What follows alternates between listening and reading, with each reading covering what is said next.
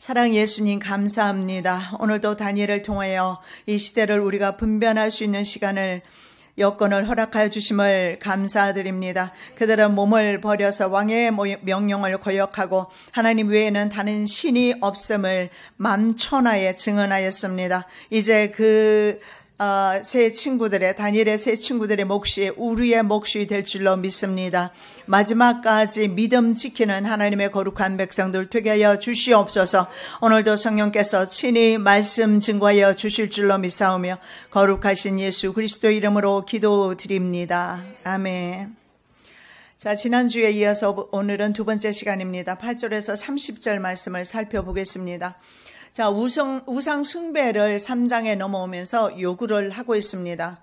우상 숭배는 하나님께서 가장 싫어하시는 것임을 우리가 아셔야 합니다. 그래서 8절에서 30절 말씀까지는 하나님께서 가장 증오하시는 우상, 두 번째 우리가 살펴볼 말씀은 우상 숭배는 하나님께서 가장 증오하는 것이다.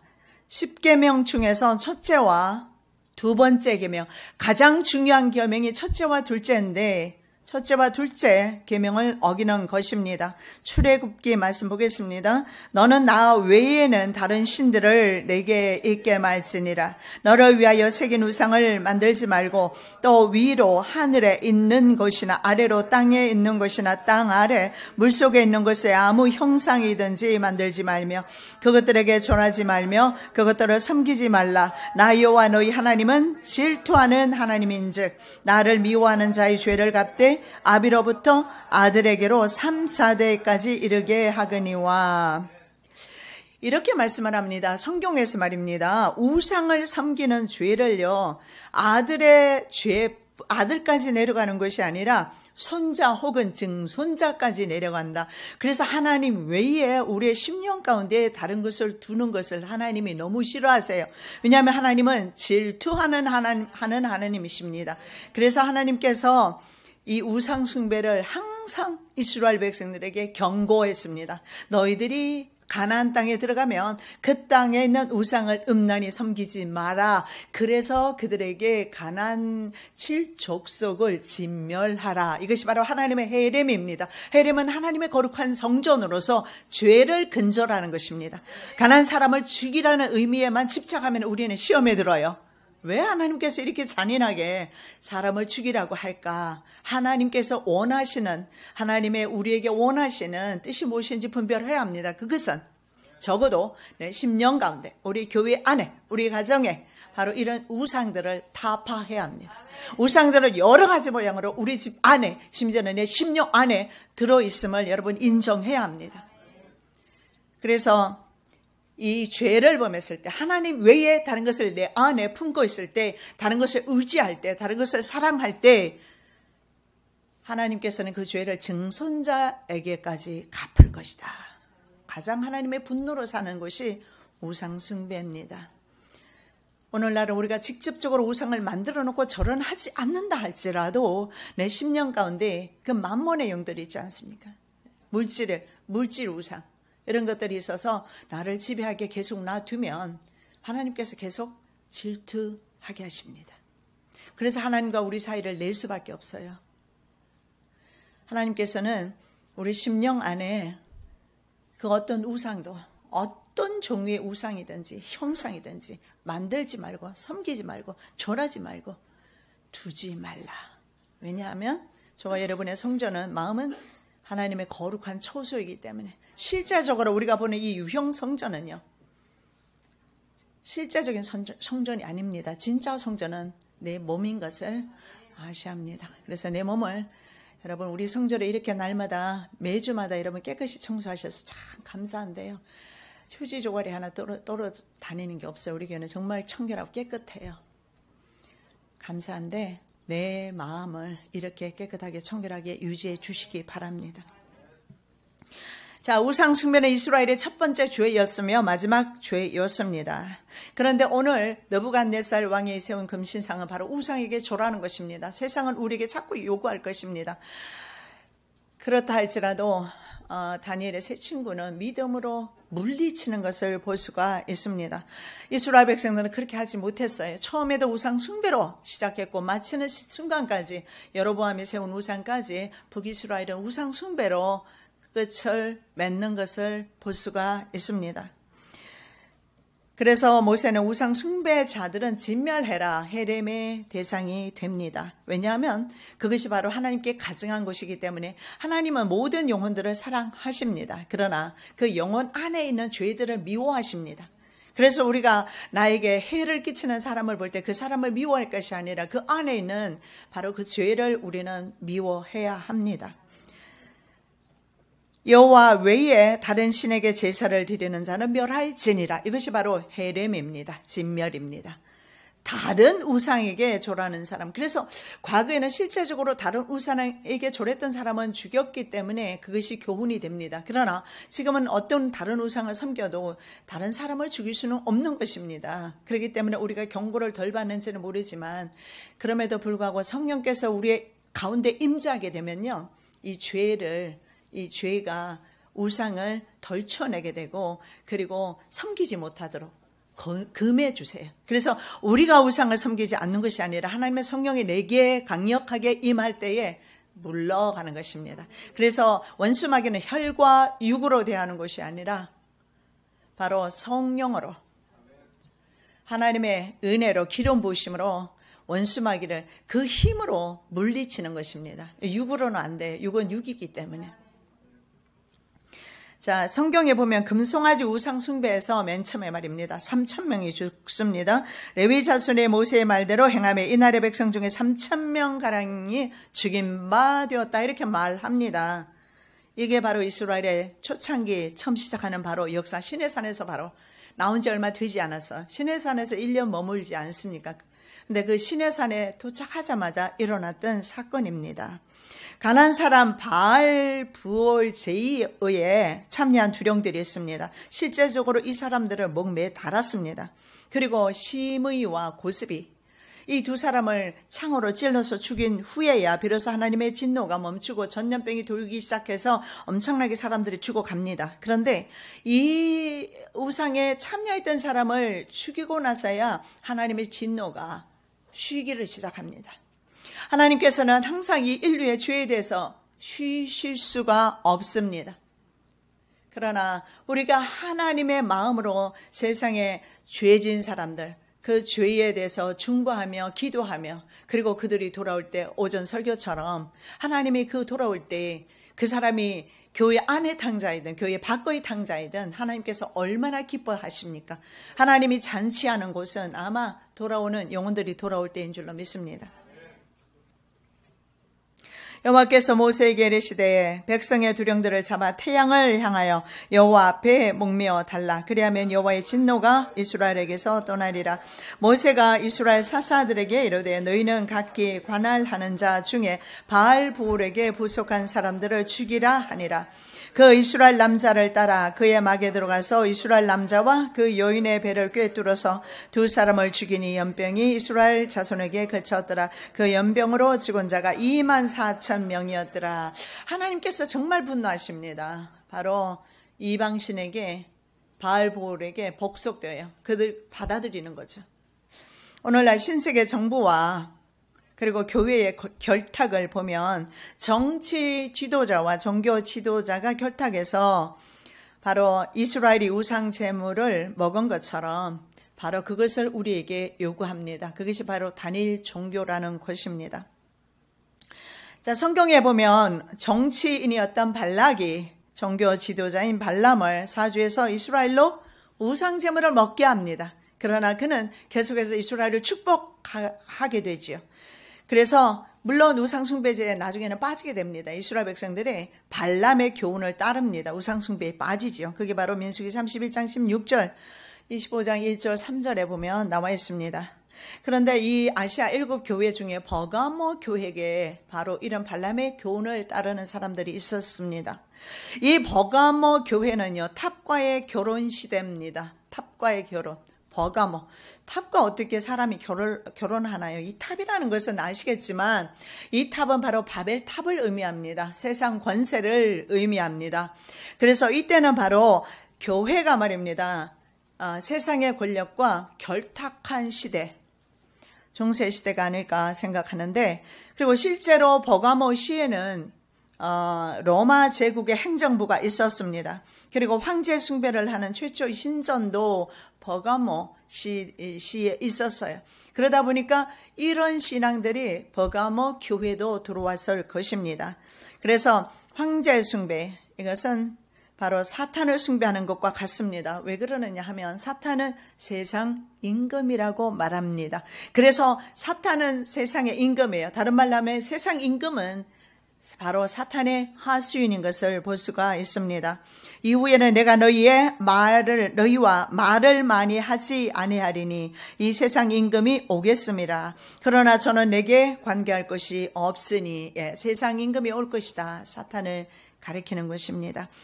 자, 여기서 우리가 볼 수 있는 것은 이스라엘은 항상 우상이냐 하나님이냐 갈등하면서 살아왔던 것을 볼 수가 있습니다. 특히 아합 시대에 보면 아내 이세벨로 말미암아 아합 왕이 말입니다. 우상 숭배가 극에 달하게 됩니다. 계시록 2장 20절, 그러나 내게 책망할 일이 있노라. 자칭 선지자라는 여자 이세벨을 내가 용납함이니 그가 내 종들을 가르쳐 깨우 행음하게 하고 우상의 제물을 먹게 하는도다. 교회에 뭐가 있다는 거죠? 이세벨이 있다는 겁니다. 그러면 왕비 이세벨이 왔나요? 그런 의미가 아닙니다. 이세벨은 아합 왕의 아내로서 엣바알의 딸입니다. 그래서 바알을 이스라엘 땅에 가져왔던 여자입니다. 그 여자가 바로 아시아 교회에 있었다라는 의미가 아니라 그 영이 여전히 교회 안에서 역사합니다. 그래서 바로 세상 권력이나 여기에 빠져 있는 거짓 선지자나 잘못된 수많은 그런 영들, 음행하는 영들 말입니다. 사탄과 결국은 한 통속임을 우리가 알 수가 있습니다. 자, 하나님께서는 그때 북이스라엘이 3년 6개월 동안 비를 내리지 않도록 하셨습니다. 자, 이 사건을 통해서 볼 수 있는 것은 비를 떠나서 말입니다. 비를 관장하는 것은 하나님이라는 것을 보여줍니다. 그러나 우상의 결과가 이스라엘에게는 얼마나 비참한 것인가. 우상의 결과, 그들이 우상을 왜 섬깁니까? 좀 더 잘 살아보기 위한 욕심이 아니겠습니까? 우리가 물질을 왜 사랑하게 됐습니까? 좀 넉넉하게 좀 여유있게 살고 싶은 그런 마음 때문에 쫓아가지 않습니까? 물질은 여러분 돈 자체는 죄악시할 필요는 없다고 저는 생각합니다. 돈은 괜찮아요. 왜냐하면 그 돈을 통해서 하나님의 놀라운 사역을 감당할 수 있지 않습니까? 그래서 나는 여러분에게 부자 되라고 기도하고 있습니다. 경제적으로 어렵지 아니하도록 기도하고 있고요. 여러분이 빚이 있다면 그 빚을 다 갚으라고 저는 갚아주실 수 있도록 하나님 앞에 기도합니다. 돈 자체가 악이 아니라 돈을 향하는 내 마음이 문제입니다. 세상을 향하는 내 마음이 문제입니다. 그렇게 되면 내 안에 실제적으로 우상을 만들어두지 않았어도 안에 우상은 있다라는 겁니다. 이것이 바로 이세벨의 영입니다. 이것이 내 마음속에 들어와서 우리들을 꼬입니다. 그래서 열왕기상 17장 1절에 이렇게 말씀하시죠. 내 말이 없으면 수년 동안 비도 이슬도 있지 아니하리라. 내 말이 없으면, 하나님의 말씀이 없으면, 물론 엘리야를 통해서 하시는 말씀이지만 하나님의 말씀이 없으면 비 없어, 이슬 없어. 이스라엘 백성에게는 은혜입니다. 비가 3년 6개월 없고, 그리고 이슬이 3년 6개월 없는 것은 은혜입니다. 아, 그렇구나. 우리가 그렇게 바알을 섬겼어도 비가 오지 않는구나. 그리고 이방 신들에게 지금 선전포고하고 있습니다. 가짜들에게. 내가 바로 살아계신 하나님이다. 하나님께서는 엘리야를 이스라엘 백성에게 바알과 아세라 신을 섬기게 하여 하나님을 배교하게 한 먼저 이세벨에 붙인 엣바알의 통치 지역이 바로 시돈입니다. 하나님은요, 엘리야를 어떻게 합니까? 시돈 지역으로 보내세요. 오히려 그 시돈 지역으로 보내서 한 사르밧 과부를 통해서 통에 가루와 병의 기름이 떨어지지 않게 하시는 기적을 베푸십니다. 인생의 생사 화복은 주께서 주께 있습니다. 그것을 주관하시는 분은 바로 바알이 아니라 세상 물질이 아니라 그렇습니다. 세상 물질 없으면 오늘도 우리는 배고파 죽습니다. 어떻게 살아가겠어요? 그러나 우리는 인정해야 합니다. 이것을 사실은 공급하시는 분이 하나님이시면 비록 내가 수고하고 노동해서 벌어서 먹는 것이라 할지라도 사실은 모든 것이 주께로 왔음을 인정해야 합니다. 왜냐하면 내 생명이 바로 주님께로 왔기 때문에 그렇습니다. 결국 우리도 여호와 하나님이냐 아니면 세상 하나님이냐, 예수 그리스도냐 세상 그리스도냐 선택해야 되는 기로에 서 있습니다. 엘리야의 음성을 우리가 들으셔야 합니다. 엘리야가 모든 백성에게 가까이 나아가 이르되 너희가 어느 때까지 둘 사이에서 머뭇머뭇하려느냐. 여호와가 만일 하나님이면 그를 따르고 바알이 만일 하나님이면 그를 따를지니라 하니 백성이 말 한마디도 대답하지 아니하는지라. 지금 역사는 하나님께서 목적 없이 이끌고 가지 않으십니다. 마찬가지입니다. 하나님께서는 내 인생을 목적 없이 끌고 가지 않으십니다. 그렇습니다. 저와 여러분은 길을 잃을 때 많이 있어요. 저도 얼마나 많았는지 모릅니다. 길을 잃고 우왕좌왕하며 넘어지고 슬퍼하며 정말 눈물 흘리며 살아왔던 세월도 많이 있었습니다. 발삼골짜기, 박하의 골짜기로 다닐 때도 많이 있었어요. 사막길로 나 혼자 걸어가듯이 걸어갈 때도 많이 있었지만 아실 겁니다. 한 번도 주님은 나를 떠나신 적이 없어요. 그리고 하나님께서는 항상 우리의 창조의 목적을 따라서 나를 인도하고 계십니다. 왜냐하면 이 세상 역사를 보면 반드시 한 뚜렷한 목적을 향해서 가고 있거든요. 그 목적이 무엇입니까? 그렇게 큰 엄청난 그런 세력의 제국들이 나타났지만 다 멸망하고 마지막에는 뭡니까? 뜨인 한 돌에 의해서, 산에서 채석한 한 돌에 의해서 결국은 다 망가지지 않습니까? 결국은 이 세상 나라는 하나님 나라로 돌아가고 있어요. 다니엘 시대는 그때는 중간쯤 되었을까요? 아니면 금머리로 봤을 때는 시작이 될 수도 있지만 그러나 이미 인류의 역사는 오래 되었지 않습니까? 이제는 우리는 끝에 와 있습니다. 그것이 바로 열 발가락 시대 아닙니까? 이제 이 온 세상은 아버지께로 돌아가려 합니다. 왜냐하면 아버지께서 거두려 하십니다. 우리는 깨어서 근신하면서 사자가 우는 사자가 영혼들을 집어삼키려고 울부짖고 다니고 있지 않습니까? 내 영혼이 유린당하지 아니하도록 삼가 잘 지키시기 바랍니다. 영혼 잃으면 다 잃는 것입니다. 그것이 하나님 앞에는 핑계가 안 돼요. 나는 내 생활고가 너무 가난해서 생활고 때문에 그랬어요. 나는 인생이 너무 힘들고 피곤해서 그랬어요. 주님 앞에는 그 어떤 것도 핑계가 안 됩니다. 영혼을 잘 갈무리하시기 바랍니다.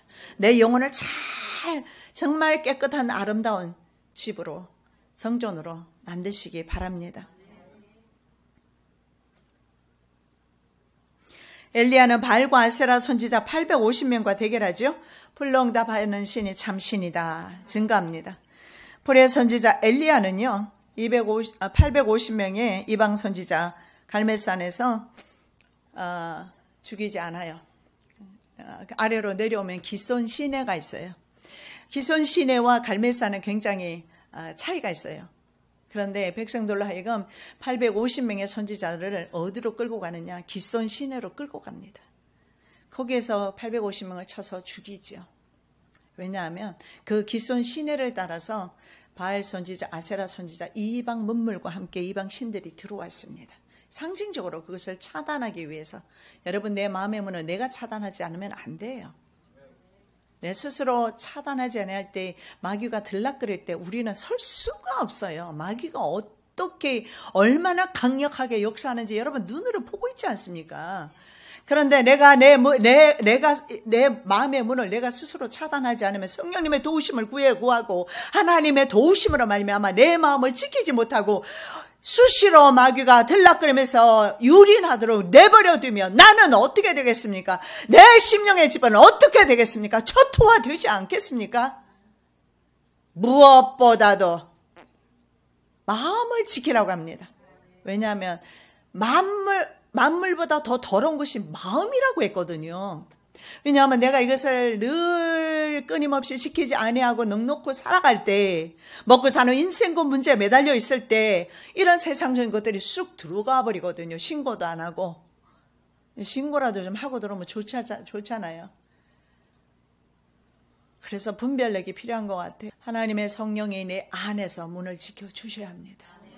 인간의 힘으로는 이게 보이는 형태로 나타나는 게 아니잖아요. 귀신이 세상에 이런 염려와 만몬의 영들이 내가 잡을 수 있고 보일 수 있고 들릴 수 있는 것이 아니잖아요.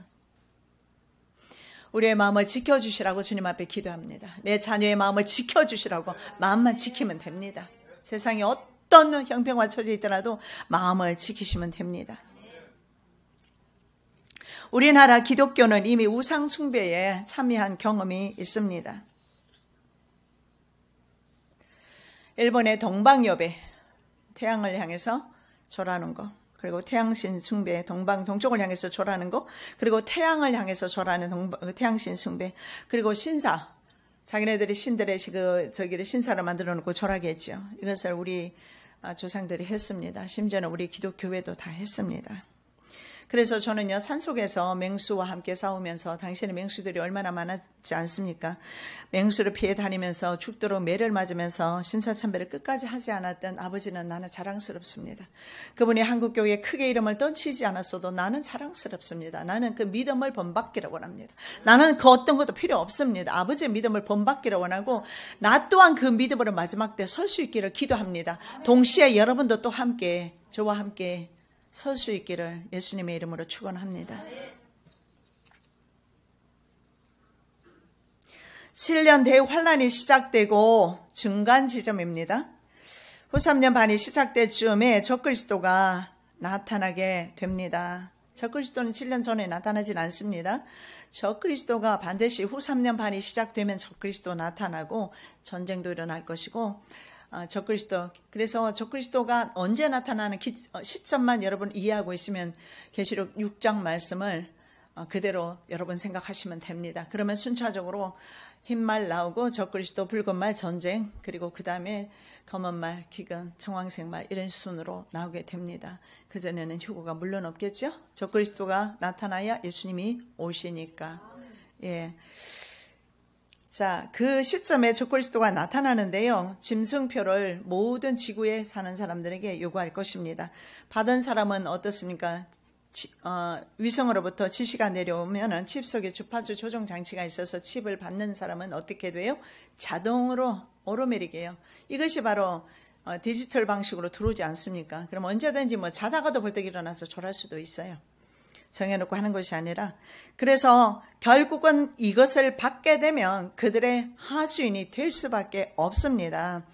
만일에 말입니다, 위치 추적 장치나 아니면 사람의 고유 유전자를 바꾸는 128개 캐릭터 이런 것들, 이런 것이 들어간 것이 아니면 피부 속에 못이 들어가더라도 그건 상관은 없습니다. 중요한 것은 바로 어떤 사람이 다른 사람을 조종할 수 있다는 거죠. 이것이 바로 주파수 조종 장치입니다. 그걸 통해서 절을 하게 되고, 그래서 사실은요, 전 세계 지배가 가능한 것입니다. 이 3인만 하면 되거든요. 문제가 무엇입니까?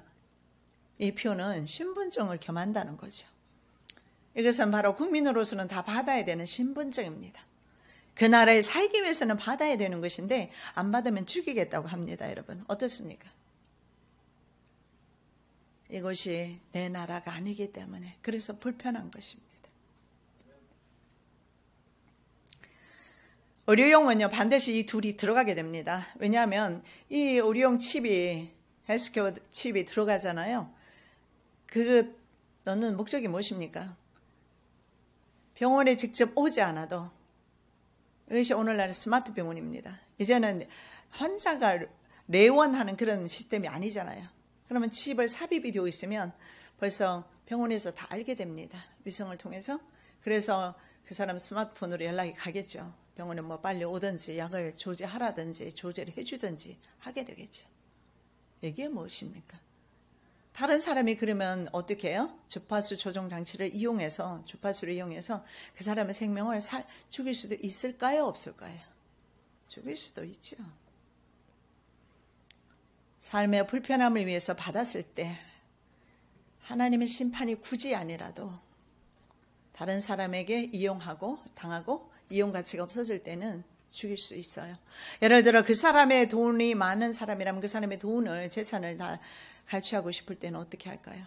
얼마든지 그 사람을 죽일 수 있습니다. 그리고 가져갈 수 있어요. 그리고 칩을 삽입했을 때 얼마나 편리합니까? 잃어버릴 염려는 없습니다. 대신에 다른 사람이 그 사람을 죽이고 그 칩을 빼서 얼마든지 또한 사용할 수 있다라는 거.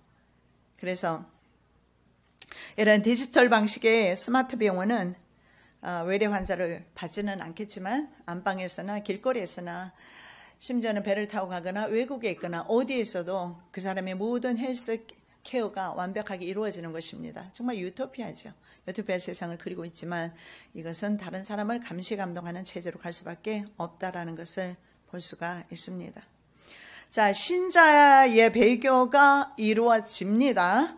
그리고 그리스도의 재림이 이루어집니다. 성경에서 순서를 그렇게 말하지 않습니까? 그 전에 먼저 배교가 이루어진다. 짐승에게 절하거나 짐승의 배로 이마에나 손에 받으면 구약처럼 당장에 물론 보응은 물론 없습니다. 그러나 성경은 이렇게 말합니다. 그들의 영혼은 유황 불못에 가게 될 것이다. 또 다른 천사 곧 셋째가 그 뒤를 따라 큰 음성으로 가로되 만일 누구든지 짐승과 그의 우상에게 경배하고 이마에나 손에 표를 받으면 그도 하나님의 진노의 포도주를 마시리니 그 진노의 잔에 섞인 것이 없이 부은 포도주라. 거룩한 천사들 앞과 어린 양 앞에서 불과 유황으로 고난을 받으리니 그 고난의 연기가 세세토록 올라가리로다. 짐승과 그의 우상에게 경배하고 그 이름의 표를 받은 자는 누구든지 밤낮 쉼을 얻지 못하리라 하더라. 예. 배교가 먼저 일어납니다. 다니엘의 세 친구 또한 우상에게 절해야 하는 상황에 직면했습니다. 이 역사가 반복되는 동안에는 계속 그랬고요. 특히 그 금신상에서 보는 그런 제국들 가운데서 살았던 하나님의 자녀들은 늘 이런 위험 속에 직면하고 살아와야 했었습니다. 그러나 세 사람은 우상을 숭배하는 대신에 하나님께 대한 절개를 지킵니다. 우상에게 절하면 우선에는 불 속으로 들어가는 화는 면하지만 하나님의 계명을 어겼기 때문에 생명을 잃습니다. 그래서 예수님은 마태복음에서 이렇게 말씀합니다. 몸은 죽여도 영혼은 능히 죽이지 못하는 자들을 두려워하지 말고 오직 몸과 영혼을 능히 지옥에 멸하시는 자를 두려워하라. 아멘. 자, 어쩌면 이것이요, 때로는 우리에게 두려움으로 올 수도 있지만은, 그러나 우리는 능히 이길 수 있습니다. 내 힘이 아닙니다. 저도 우리 아버지를 보면서 생각하는 것은 우리 아버지의 물론 성품도 있겠지만은 아버지의 하나님께서 아버지로 하여금 이기게 하셨다라는 것을 저는 알고 있습니다. 마찬가지로 그 아버지의 하나님이 나를 이기게 하시고 있습니다.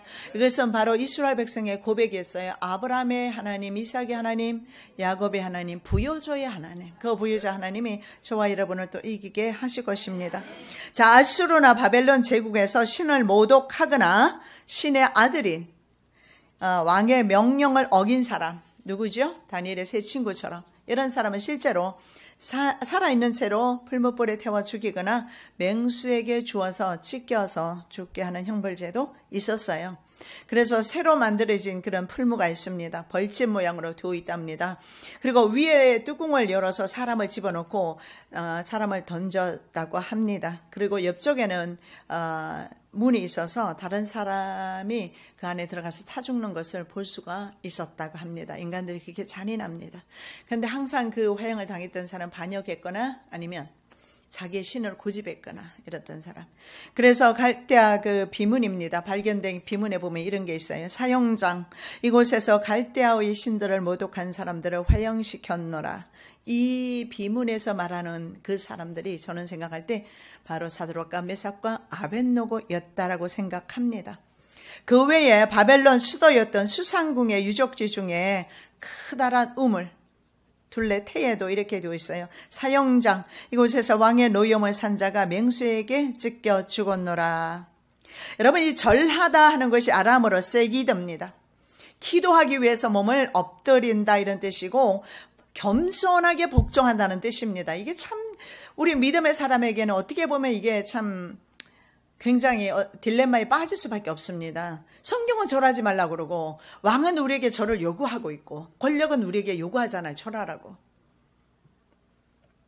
뭐 경의를 표하다 이런 이방 우상에게 절할 때 사용하는 단어가 바로 아람어 세기드입니다. 그런데 성경에도 보면 왕이나 자신보다 높은 지위에 있는 사람들을 경의를 표하거나 혹은 예배하는 행위를 똑같은 단어는 달라요. 샤하라는 단어를 썼는데 역시 절하다, 예배하다. 그런데 사람에게는 절하지 말라. 사람은 예배하지 말라라고 하고 있습니다. 그래서 우상에 대한 그런 행위적인 경배는 물론이지만 마음을 빼앗기지 말라고 말씀합니다. 존경도 가지지 말라고 합니다. 그래서 절하거나 혹은 마음을 빼앗기거나 했을 때 그들의 종이 되기 때문입니다. 출애굽기 20장 5절 말씀. 그것들에게 절하지 말며 그것들을 섬기지 말라. 그래서 이 섬기지 말라 하라는 단어를 보면 섬기다 타아베뎀이라고 하는데 타아베뎀이 의미가 뭐냐면 종이 되게 하다 이런 뜻이 있어요. 여러분 세상은 우리에게 절을 요구합니다. 근데 그 절이 말입니다. 같은 의미를 사용하고 있잖아요. 슈하라는 단어가 사람에게 경의를 표하기 위해서 절하는 것과 하나님에게 예배하는 것이 같은 단어를 쓰고 있어요. 그럼 무슨 말입니까? 힘이 없고 약한 사람들은 강요를 받는다는 거죠. 너 하나님에게 절하지 말고 내게 하라고. 그러나 성경은 말합니다. 네가 절하는 순간에 그의 종이 될 것이다. 하나님의 종은 아니다. 이렇게 말씀합니다. 비록 심지어는 사드락과 메삭과 아벳노고의 시험이 내게 올지라도 이 자리에서 저는 선포합니다. 여러분도 선포합니다. 나는 하나님 외에 그리하지 아니하실지라도 나는 당신과 당신의 우상에게 절하지 아니하겠습니다. 믿음의 고백이 오늘 이 순간 이 선포를 통해서 마지막 때 이루어질 줄로 믿습니다. 기도하겠습니다. 사랑의 예수님 감사합니다. 위기의 순간에도 사드락과 메삭과 아벳노고는 하나님 편에 섰습니다. 그들의 종이 되지 아니하기로 결정한 것입니다. 왜냐하면 영생의 약속이 있었기 때문입니다. 그리고 그들의 속에는 하나님의 신이 있었습니다. 하나님의 영이 있었습니다. 그 영이 그들을 바른 길로 인도하여 주셨습니다. 오늘 주의 성령께서 저희들에게 심령 가운데 계셔서 저희들을 바른 길로 인도하여 주시옵소서. 거룩하신 예수 그리스도 이름으로 기도드립니다. 아멘.